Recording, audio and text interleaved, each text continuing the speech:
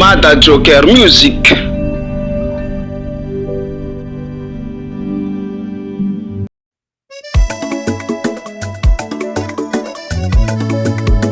SRBH en direct.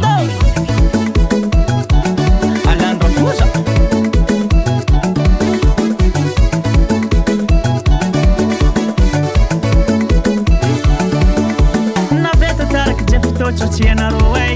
Mitonda SALEGY mafampana hetuniane. SALEGY ne 100% ne mafana mielamba. Na sasa no na ulupe manga tonga separe.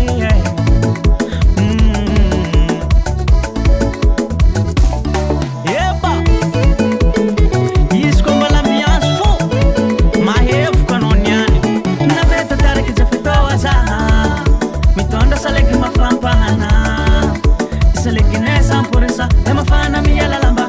Na sasa no na ulupe manga tonga separe. Ambiance chisma navaka nagasa no yunavaza ando atika isoma bali tao mana mga kamara. No bande atiki sama bali.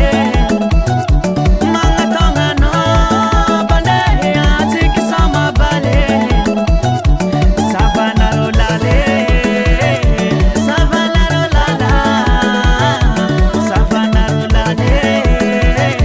Savana rolala. Ay ay ay. Yeah. Asarapa komne kraseng sala. Hang.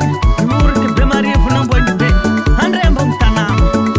Sala kasamba fayu.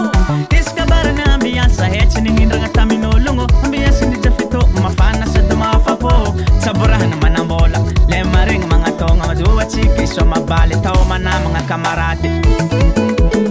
Nine fu. Zé SALEGY. Iskabarana ambiance hechni ngindraga tamino lungo. Ambiance ni jafito mafana sa dumafapo. Saburahan manamola. Le maring mga tonga maduwa chiki so mabali tao mana mga kamarade. Tunyani tisam kisaka ambiance ti palatsaka. Le mafana miyalalamba chiki so mabali. Mga tonga